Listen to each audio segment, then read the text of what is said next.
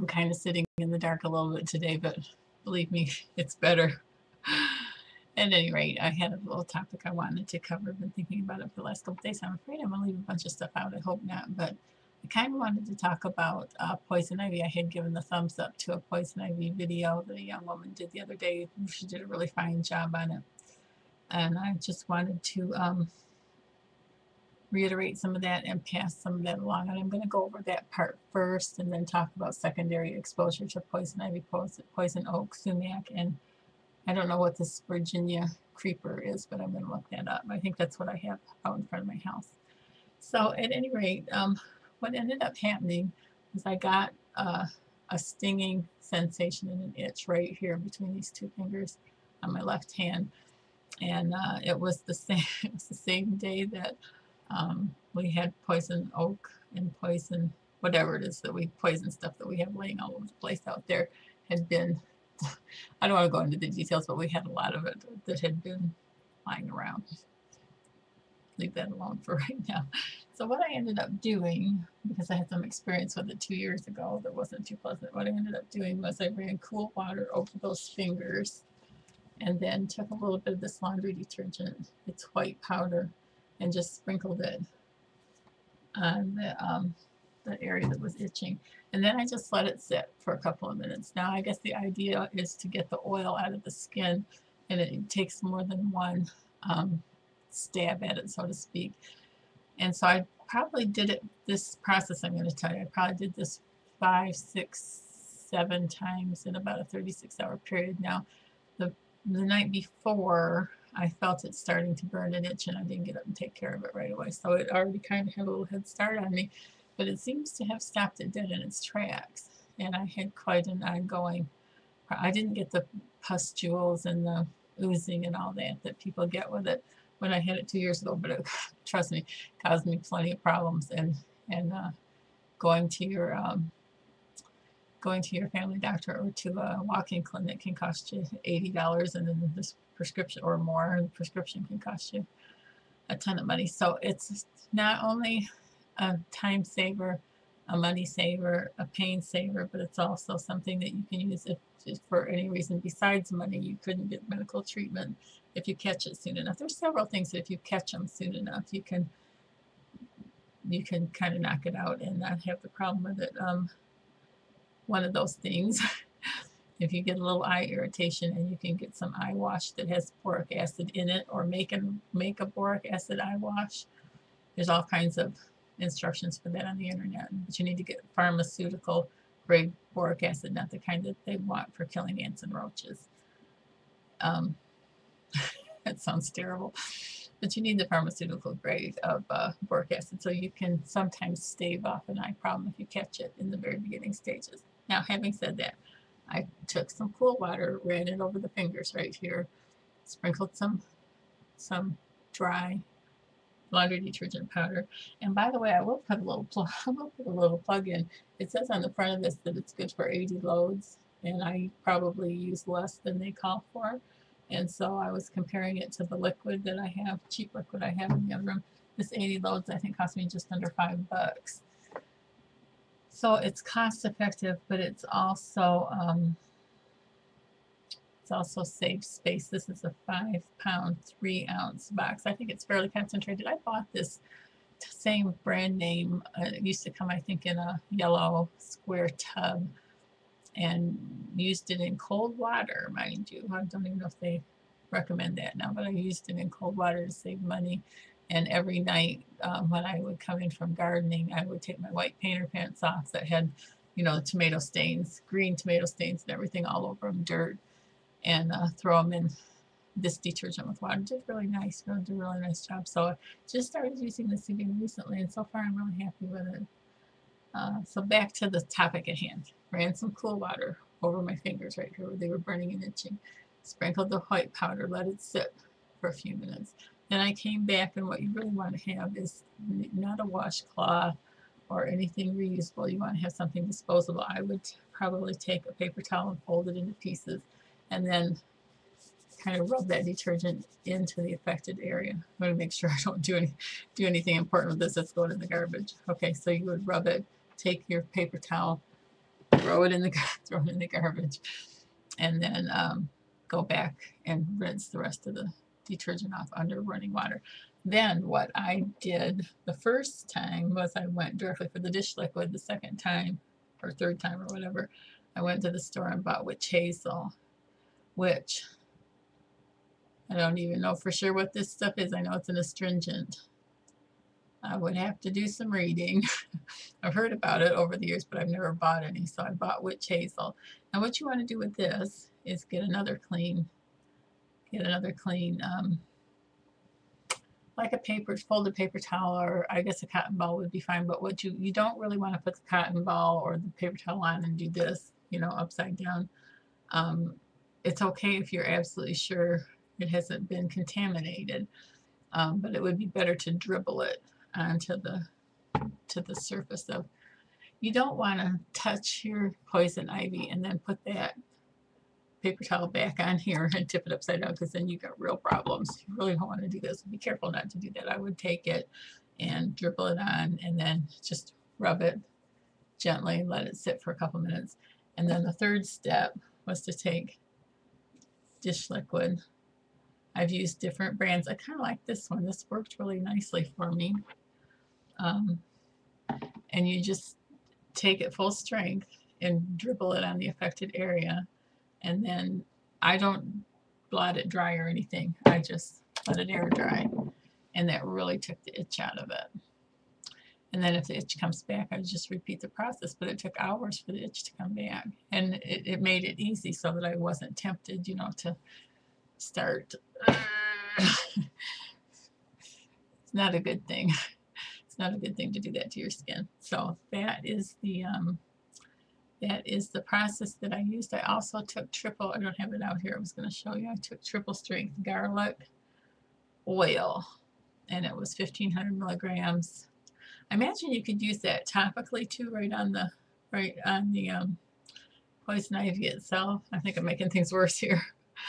I think you could take it and put it right on the affected area, but what I used it internally. And I called the health food store to find out how much the activated charcoal was, and it was like $18, and then they were closing, so you can get it for cheaper than that on the internet, $4 or $5 on the internet. So you can take activated charcoal capsules by mouth. Now there's a lot of methods out there for taking care of poison ivy. I heard someone talk about taking Benadryl internally, which would probably be a great idea. They were taking it pretty frequently. You would want to be careful about driving if you were going to take very much of that. There's a limit to how much you can take, but I have read a lot of other methods on the internet. They have a lot in common. Some of them are pretty harsh. Things I would probably not want to try. You can get really, really sick from having poison ivy, poison oak, poison sumac, whatever. And this seemed to do the trick for me. I don't think I'm going to have a problem with it. And I really did not want to go through taking hydrocortisone, what do they call it, prednisone. I really did not want to go through that right at this stage of the game. So I was very thankful to get that taken care of. About 36 hours was all it took. But you're going to probably need to do it 5 or 6 times. I would do it very gently. You don't need to add insult to injury. So now that's almost 9 minutes. I wanted to talk about secondary exposure. I'm no expert on any of this, okay? But I want to talk about secondary exposure. If someone else has touched any of these poison vines, and then they touch something, and you touch something they touched, you're exposed. I did find out 2 years ago that I probably got exposed from putting laundry into the washer. So especially if you have somebody in your family that's not affected by it. I understand there are some people who are not affected by it. You really want to carefully let them put their clothes, if they've been in an area where this could be, and let them put their clothes in the washer, and even if you're going to wash them. And then I would also, spray it down with something that will cut the oil, and wipe it all down and throw that in the washer. I would wipe soap dispensers. I would you know, spray them down and rinse them and wipe them. I would spray door handles. I would get really, really thorough about anything. I would be very careful about using a bar of soap behind someone, a shampoo bottle, anything that might have come in contact with the oil. So you can get a secondary exposure from lots of different places, but you're gonna really have to be vigilant in thinking about where this oil could spread to. And if you have it on a part of your body, I would be very careful about, like, when you take a shower. I know there's mixed opinions on this, varied opinions on this. Be very careful about when you take a shower, letting the water run off of an area that's affected into an area that's not infected, because you could really end up with some bad problems. So once a person is infected, there's only so much time you can play around before you really need to get some help. And I think cortisone is the hydrocortisone or prednisone. I don't know a lot about it, but I know prednisone was what I took. Is, I think, like the standard treatment. I'm sure there are other things that they use, but I really felt like I had a good experience this time with being able to break up the oil. I personally think, I think you can probably use less oil as well, because it's a solvent. I guess it's a solvent, and it breaks up the oil. But I personally feel that a product like this is going to be more effective. It's my personal opinion. It's going to be more effective than the liquid, like a liquid laundry detergent.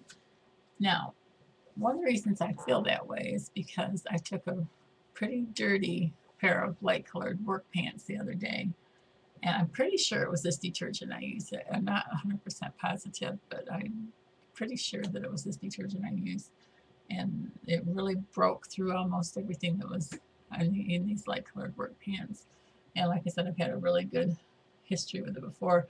They also make, I don't want this to be considered spam, so I'm trying to be careful here. They also make dish detergent, and another story for another day, but I used that in my first one. I jury-rigged my dishwasher so that it will clean anything. So I use the cheaper stuff. It's $1 for the dishwasher detergent. I use it in my first wash, I use it in my second wash, and then I use a tablet of another brand for my third wash, and man, they come out nice. So having said all that, just be really careful if anybody in your family has poison ivy, or if they're not sensitive to it, if they've been exposed to it and they could carry it into your house. Be very, very careful about what you touch. You want to think about furniture. You want to think about armrests in the car, door handles for your car, garden tools, all kinds of things. Just gonna really have to think this one through. Now that's 13 minutes. I just wanted to say a little bit about my,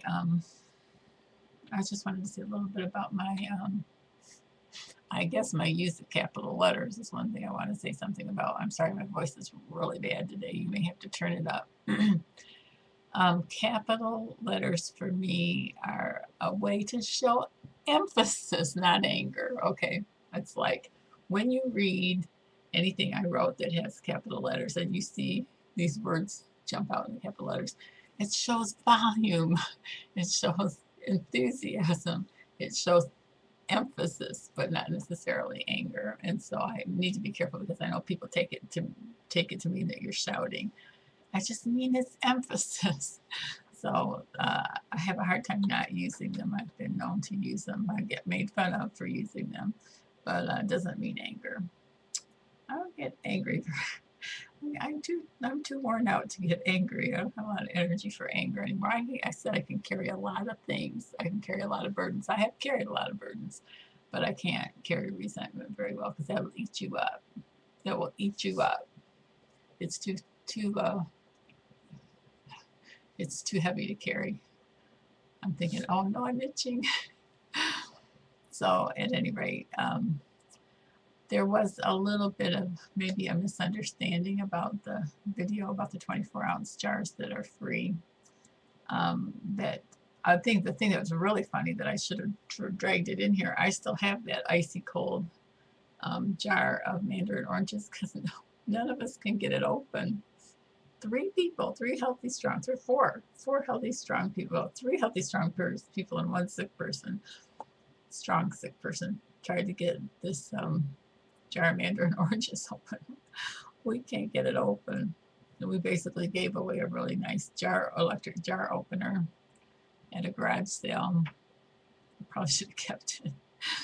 So it was kind of funny because we couldn't get it open. But I had no argument at all that the jars that you get a food product in, the majority of them are intended for one use, and some of them are probably pressure canned. I'm guessing that the spaghetti sauce is probably pressure canned, and I've seen equipment in our canneries. I don't know if it's the same as the commercial equipment, but it's basically just exactly what you have in your kitchen, only bigger, the equipment that they use. So the process is pretty much identical for the water bath and for the pressure canning. I've done them both at our wet pack canneries. We did what did I do? I'm trying to think what we pressure canned. Oh, beef stew. That was a long time ago. I learned how to use all the equipment involved in these big productions of beef stew, including this magnificent piece of machinery that would peel 5 pounds or 10 pounds of potatoes in about 6 seconds. That was pretty cool. It was donut shaped. I'm gonna get in trouble for rambling. Somebody's gonna get upset with me. It was donut shaped like the inside of a tire, and then it had little metal spikes like sandpaper, only little metal kind of like spikes on the inside of it, and it spun with centrifugal force, and then you'd put like a water, it was kind of like a dangling water, what do you call those things where you squeeze it and it comes out, kind of like a hose with a shower head thing on it that you squeeze. And so you would flip on the switch and dump a big tub of potatoes in there, and they'd go swirling around in this thing. And then you would squirt the water in so that it would rinse the skins off the potatoes. And then you take your big tub, and it had like a chute on the front of it. So you'd hold this tub in front of your chest and your belly and catch the potatoes because they come flying out, you know, like bullets that came flying out of the front of that thing. I had so much fun using that. It was just a blast. So we did a beef stew project, which was pressure canning, not in jars. And then we did a big applesauce project, and peaches were in cans, but hot water bath. There's a few things I still don't understand about that. So anyway, I didn't mean for there to be misunderstanding or controversy about the jars. I understand the ones from the store are intended for single use only, and what the point I was trying to make is I have like about 1,000 jars stored up out of the way, so they're not a problem. And I hang on to those for dear life. I have quite a lot of canning lids too, and I've had very, very good results over the long term with like the old Miracle Whip jars, and it was embossed with the word ball on the bottom. And again, if you have any concerns, you can go to the video about why canning jars don't seal and why canning jars break. And then it's a lot of tedious information in there, but it will save you a world of grief.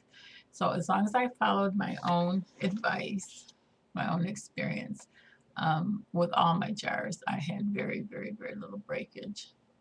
It was when I would get lazy and not follow my rules that I would get breakage. Temperature shock is what you want to avoid, heating up and cooling down both. You don't really want to open your pressure canner right away as soon as the pressure drops. That's one of the basic things that I learned over a period of time, because the temperature shock will cause, and this is in the other video, but the temperature shock will cause the contents of the jar to spurt out from underneath the lid, and then you might get a seal and you might not get a seal. Once it's dropped to 0, it's a good idea to let it sit for a while. And then once you do open it, it's a good idea to open it a little and, you know, let there be a little space to let the heat out slowly for another 15 or 20 minutes, and then move it, open it a little bit wider, maybe shove the lid over sideways a little bit, and then once need another 10 minutes or so of that. Pull the lid off entirely, and I still wouldn't even pull the jars out. You still got yay much water in the bottom of your canner at that point. Oh my gosh, 20 minutes. That's an all-time record. This is really bad. So I would let them sit a good long time. Sometimes what I did was once it hit 0 and it was late at night, I just turned it off and went to bed. And I opened it up the next morning because I was canning like bean soup, beef stew, chili, vegetable soup, meat, turkey, so forth. 20 minutes. I don't even know how long you can go with these. I better quit. I can only make one a day, so I got to throw them all together because I can't figure out how to make a second one. It's all beyond me. I don't know what problems I'm having, but anyway, got to do what you got to do. So my point, if I don't get run off of this thing, 20 minutes, that's an all-time record. So my point was, I'm going to keep what I have until I can afford $8 jars. And even then, I'd probably still keep them because then I could give them to somebody else, you know, or I could can more things or whatever. But there's a great deal of security for me, even though I'm not in good enough health now to do the canning and the gardening. It's a great deal of security knowing, A, I have the know-how, B, I have the property, C, I have the seeds to plant with, D, I have the tools to garden. Where am I? E, I have the jars and the lids. So that gives me a lot of comfort knowing that I have all that and could use it if I needed to and could help others. Nose is still itching. So this is 21 minutes and 46, 8, 9 seconds, a total record. But if the opportunity arises and you have, you know, you can spend part of your tax refund or a work bonus or savings or birthday money or whatever, and you can buy equipment, by all means, get the best you can afford to get. I spent $50. I was going to bring it down here to show you, but I will do that another day soon. I spent $50 on a kind of Victoria type strainer, the crank, and it's for applesauce and tomato sauce and pear sauce and so forth. And because I had sold mine in a garage sale years back, and I just felt secure having it. I just felt secure knowing that I could, you know, can through bushels and bushels of tomatoes in one day if I wanted to, or applesauce, so forth. 22 minutes and 45 seconds. So I guess I'm going to end there. Any of you who made it to this end of this video, I could send you a blue ribbon. So it's better to laugh than to cry. And if we have something we can make do with, then we have options. If we have nothing, we don't have options. So if you have no money, that's what I was going to say earlier. If you have no money that you can allocate towards these things, you can still make progress. You just have to do a little bit more homework. And so you can save your spaghetti sauce jars that you could can peaches and pears and jam, and I mean, in a pinch, if you couldn't get anything else, I would try to get used jars for cheap, $1 a dozen. You can get them most places for $1 a dozen, garage sales. But in addition to that, if you have like no funds, you could save your spaghetti sauce jars, you could save your jam jars, you could talk to your relatives, you could talk to your neighbors, you could talk to your church people, you could save those kinds of jars, which probably are going to work totally fine. We used them in the 70s when we couldn't get canning lids. Probably going to work fine for things like grape juice, grape jam, raspberry jam, apple butter, apple sauce, pear sauce, apple pear sauce, apple/pear sauce. I probably wouldn't ever pressure can in them. That would have to be my absolute last resort. But there is, you know, there are things that they could be used for. Is it recommended? No. Is it ideal? No. Is it safe? Probably. If the seal holds in the jar, and you can tell the same way you can with the canning jar, if the seal holds in the jar and you processed it properly, and you know it looks fine, it's probably going to be just fine. And with fruits, you're not generally running any kind of a serious risk. If it was not good for you, it would basically be fermented and it would taste like alcohol. So, end of story. All-time record. It's because I can't make separate videos for a while until I get this figured out. So God bless your efforts to prepare. Make a list, check it twice, so you can eat more than just beans and just rice. And I do have other shirts besides these white ones. I have a couple of these white ones, but there's a reason. I'm not going to explain it right now. So if you see me wearing this shirt over and over again, it's not the same shirt, and I do wash them every day. So I'm not a total slob. So take care of you and yours, and I guarantee you that when you have some things on the shelf and in your pantry and so forth, and you know how to use them, even if you're not rotating them, and but you know how to use them, and you're able to have something on the shelf, it will make you feel more secure. God bless your efforts to prepare. Bye for now.